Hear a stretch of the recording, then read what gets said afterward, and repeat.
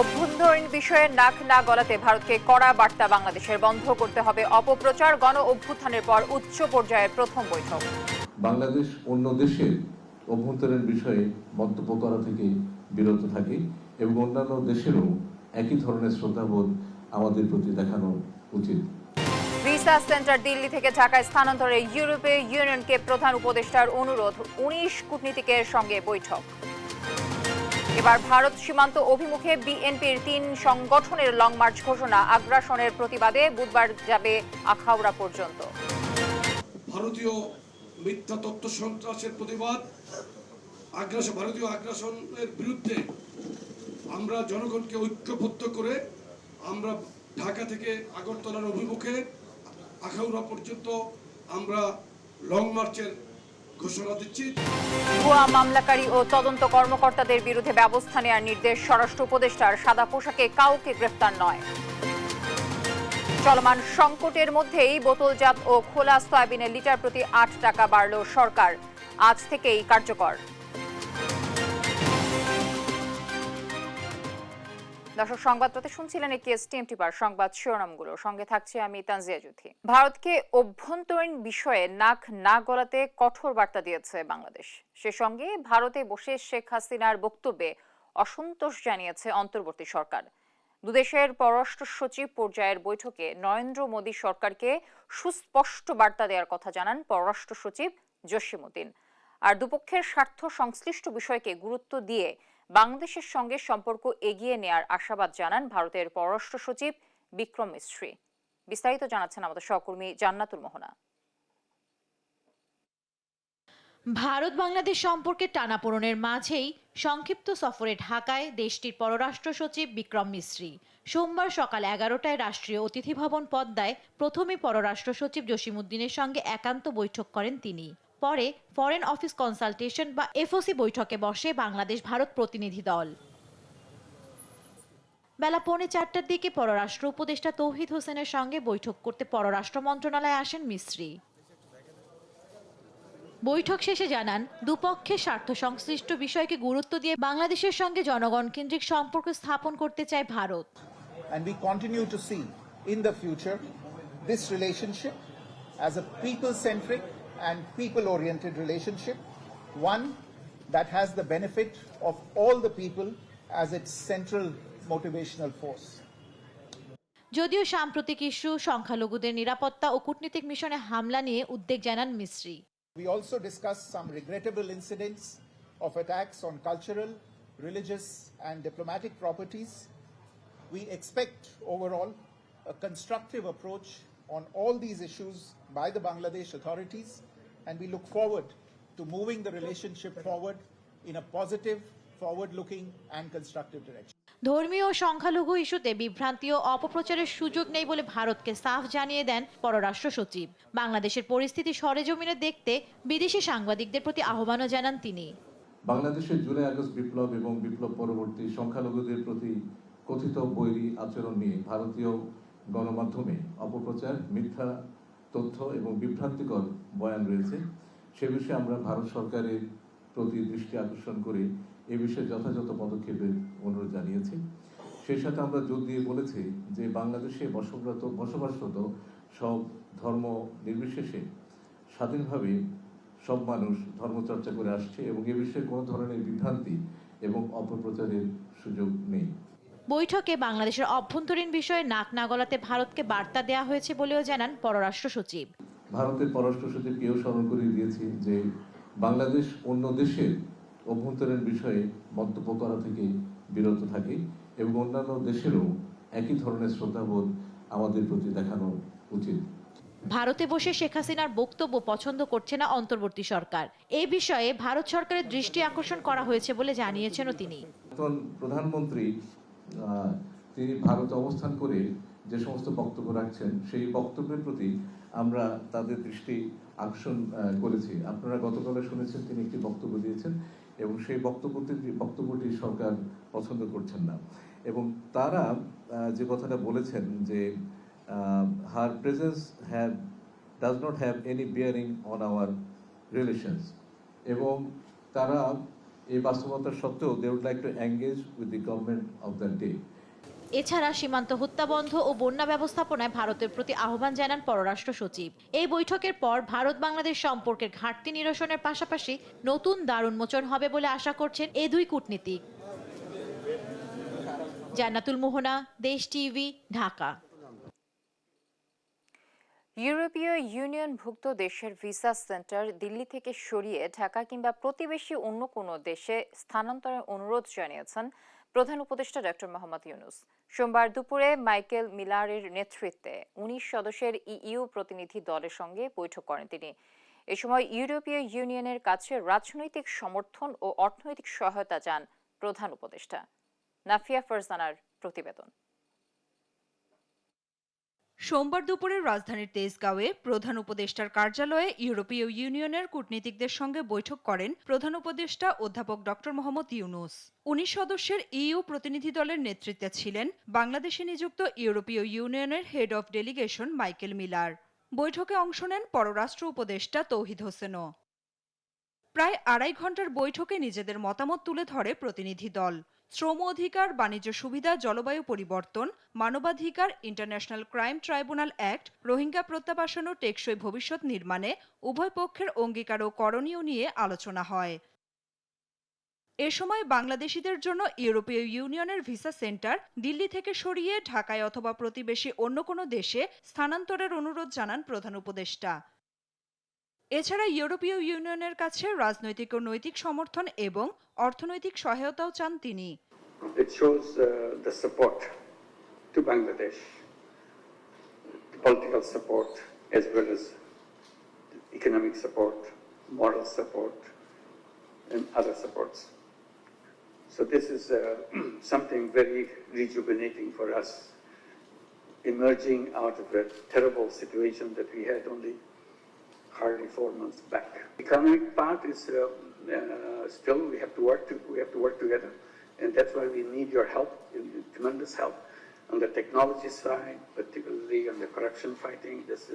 এ সময় সংস্কার প্রক্রিয়ায় প্রধান উপদেষ্টাকে পূর্ণ সমর্থন জানায় ইইউ প্রতিনিধিরা। পরামর্শ ও সুপারিশের পাশাপাশি নতুন বাংলাদেশ গড়তে পাশে থাকার প্রতিশ্রুতিও দেন কূটনীতিকরা। নাফিয়া ফারজানা, দেশ টিভি, ঢাকা। ভারত সম্পর্ক জোরদারে ভারতের সঙ্গে একযোগে কাজ করবে বাংলাদেশ। সম্পর্ক উন্নয়নে আগ্রহী ভারতও, জানালেন পরিবেশ উপদেষ্টা সৈয়দা রিজওয়ানা হাসান। সোমবার সন্ধ্যায় প্রধান উপদেষ্টার সঙ্গে ভারতের পররাষ্ট্র সচিব বিক্রম মিস্ত্রির বৈঠক শেষে ব্রিফিংয়ে তিনি একথা বলেন। জানান বৈঠকে পারস্পরিক স্বার্থ, রোহিঙ্গা সংকট, শ্রমিক অধিকার এবং অবাধ সুষ্ঠু নির্বাচন নিয়ে আলোচনা হয়েছে। এ সময় ভারতের গণমাধ্যম ও সামাজিক যোগাযোগ মাধ্যমে প্রোপাগান্ডা এবং উস্কানিমূলক বক্তব্য নিয়ে উদ্বেগ জানান প্রধান উপদেষ্টা। এছাড়া ভিসা বাড়ানোর বিষয়েও মনোযোগ দেওয়ার প্রতিশ্রুতি দিয়েছে ভারত। তারা এবং আমরা একমত হয়েছি যে আমাদের পারস্পরিক স্বার্থ সংশ্লিষ্ট আরও অনেক বিষয় আছে, যেমন জলবায়ু পরিবর্তন, সেগুলো আমাদের একসাথে কাজ করার অনেক সুযোগ রয়েছে। এবার নির্বাচনের প্রশ্নে আমরা স্পষ্ট অবস্থান বলেছি যে আমাদের নির্বাচন অবশ্যই ফ্রি হবে, আমাদের নির্বাচন অবশ্যই ফেয়ার হবে এবং একটা গণতান্ত্রিক দেশের দিকে যাত্রা শুরু করার জন্য বর্তমান সরকার বদ্ধপরিকর। ভারতীয় আগ্রাসনের বিরুদ্ধে আগরতলা অভিমুখে যৌথ লং মার্চের ঘোষণা দিয়েছেন বিএনপির ৩ অঙ্গ সংগঠন ছাত্রদল, যুবদল ও স্বেচ্ছাসেবক দল।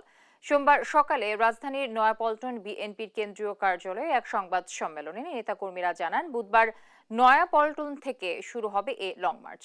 অন্য অনুষ্ঠানে যোগ দিয়ে গয়েশ্বরচন্দ্র রায় বলেন, অন্তর্বর্তী সরকার নয়, দেশি বিদেশি ষড়যন্ত্র রুখতেই রাজনৈতিক দলগুলো ঐক্য গড়েছে। বিস্তারিত নিয়াজ মোর্শেদের প্রতিবেদনে।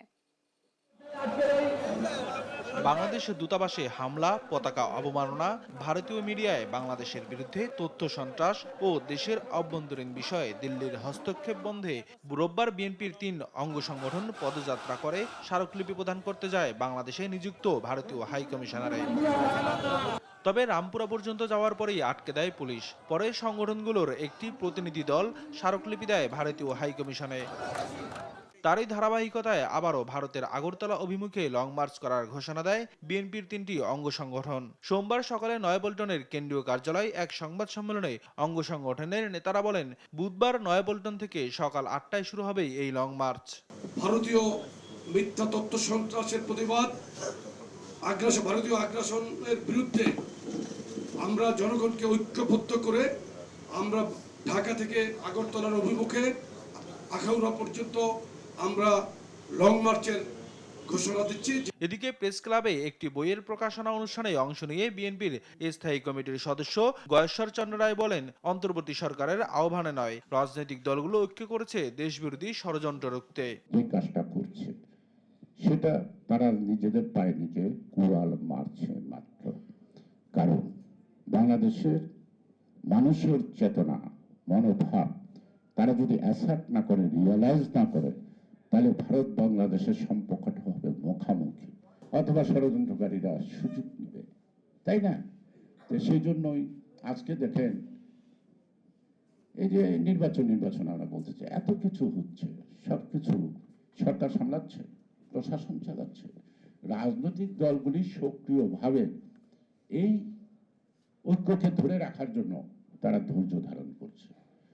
এটার অর্থ যদি বলা হয় যে it is the credit of interim government, তাহলে আমি বলবো বোকার স্বর্গে বাস করতেছে, বোকার স্বর্গে বাস করতেছে। এ সময় উভয় দেশের স্বার্থে ভারতের সাথে কূটনৈতিক সম্পর্ক উন্নয়নে মনোযোগী হতে অন্তর্বর্তী সরকারের প্রতি আহ্বান জানান তিনি। নিয়াজ মুর্শিদ, দেশ টিভি, ঢাকা। যারা ভুয়া মামলা করবে তাদের বিরুদ্ধে ব্যবস্থা নিতে আইজিপিকে নির্দেশ দিয়েছেন স্বরাষ্ট্র উপদেষ্টা জাহাঙ্গীর আলম চৌধুরী। সোমবার খুলনার শিল্পকলা একাডেমিতে জেলার পুলিশ, ফায়ার সার্ভিস সহ অন্যান্য সরকারি কর্মকর্তাদের সঙ্গে মতবিনিময় সভায় এ নির্দেশনা দেন তিনি। এ সময় নিজের হাতে আইন তুলে না নিয়ে অপরাধীদের পুলিশের সোপর্দ করার আহ্বান জানান স্বরাষ্ট্র উপদেষ্টা। বলেন, আইনশৃঙ্খলা বাহিনীর কোনো রাজনৈতিক দলকে বাড়তি সুবিধা দেওয়ার সুযোগ নেই। তিনি আরো বলেন, থানা থেকে লুট হওয়া অনেক অস্ত্র এখনো উদ্ধার হয়নি। সেসব অস্ত্র উদ্ধার হলে পরিস্থিতি স্বাভাবিক হবে বলে মনে করেন উপদেষ্টা।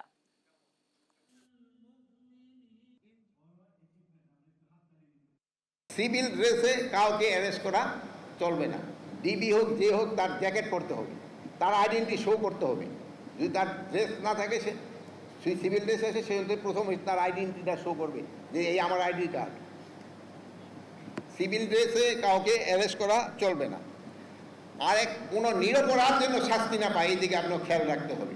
10টা নাম, এই 200-100 বেনামি, এই যে এইটা করে, এই যে মানে যারা দোষী না তাকেও আপনারা নাম দিয়ে আমাদের কিন্তু ইনভেস্টিগেশন করতেও ডিফিকাল্ট করতেছেন, এবং অ্যাকচুয়াল কালপিটও কিন্তু বের হয়ে যাবে। এই জন্য আমরা আইজি মহোদয়কে আমরা ইনস্ট্রাকশন দিছি, যারা ভুয়া মামলা করবে তাদের এগেইনস্ট অ্যাকশন নেওয়ার জন্য। দেখছেন সংবাদ রাত। সারা দেশের বাজারে চলমান সংকটের মধ্যে সয়াবিন তেলের দাম বাড়ানোর ঘোষণা দিয়েছে সরকার। বোতলজাত ও খোলা সয়াবিন তেলের দাম প্রতি লিটার 8 টাকা বাড়ানো হয়েছে। বিস্তারিত প্রতিবেদনে থাকছে। সিন্ডিকেটের নজরে এবার সয়াবিন তেল। দাম বাড়ানোর উদ্দেশ্যেই তৈরি করা হয় কৃত্রিম সংকট, তাই বাজার থেকে উধাও বোতলজাত তেল। বেশ কিছুদিন ধরেই বোতলজাত সয়াবিনের সংকট দেখা দেয় বাজারে। কিছু দোকানে পাওয়া গেলেও কিনতে হতো বেশি দামে। অবশেষে ব্যবসায়ীদের তেলের দাম বাড়ানোর প্রস্তাবকেই গ্রহণ করল সরকার। সোমবার ব্যবসায়ীদের সঙ্গে বৈঠক শেষে সচিবালয়ে ভোজ্য তেলের দাম বাড়ানোর এ তথ্য জানান বাণিজ্য উপদেষ্টা শেখ বশির উদ্দিন। তিনি জানান, বোতলজাত সয়াবিন তেল প্রতি লিটার 8 টাকা বাড়িয়ে 175 টাকা নির্ধারণ করা হয়েছে। অন্যদিকে খোলা সয়াবিন তেল প্রতি লিটার 8 টাকা বাড়িয়ে 157 টাকা নির্ধারণ করা হয়েছে। এছাড়াও বাজারে 5 লিটারের প্রতি বোতল সয়াবিন তেল 860 টাকা আর 1 লিটার খোলা পাম তেলের দাম নির্ধারণ করা হয়েছে 157 টাকা। নতুন এ দাম কার্যকর হবে সোমবার থেকেই। আমরা ইন্টেনসিভ নেগোসিয়েশন করেছি এবং এই নেগোসিয়েশনের পরে আমরা একটা মূল্য স্থির করেছি। আজকে থেকে যেহেতু জিনিসটা কার্যকারী হবে, আশা করা যায়, এবং এটা যেহেতু আমরা বাস্তব ভিত্তিকভাবে নির্ণয় করেছি, সমস্ত কিছুকে বিশ্লেষণ করে অনুমানের উপরে ভিত্তি করে যে একটা মজুদ তৈরি হয়, আমরা আশা করি যে আমরা সমস্ত কিছু বাস্তব ভিত্তিকভাবে নির্ণয় করার ফলে এই অনুমান নির্ভর মজুদদারিটা আজকের থেকে ইনশাল্লাহ বন্ধ হবে। তিনি আরও বলেন, আন্তর্জাতিক বাজারে দাম বৃদ্ধির কারণেই তৈরি হয়েছে সরবরাহ সংকট। আর এ সংকট কমাতেই ভোজ্য তেলের দাম বাড়ানো হয়েছে। নতুন নির্ধারিত মূল্যে সয়াবিন তেল বিক্রি এবং বাজারে ভোজ্য তেল সরবরাহ স্বাভাবিক রাখতে আশ্বাস দেয়া হয় মনিটরিং জোরদারের। নিউজ ডেস্ক, দেশ টিভি।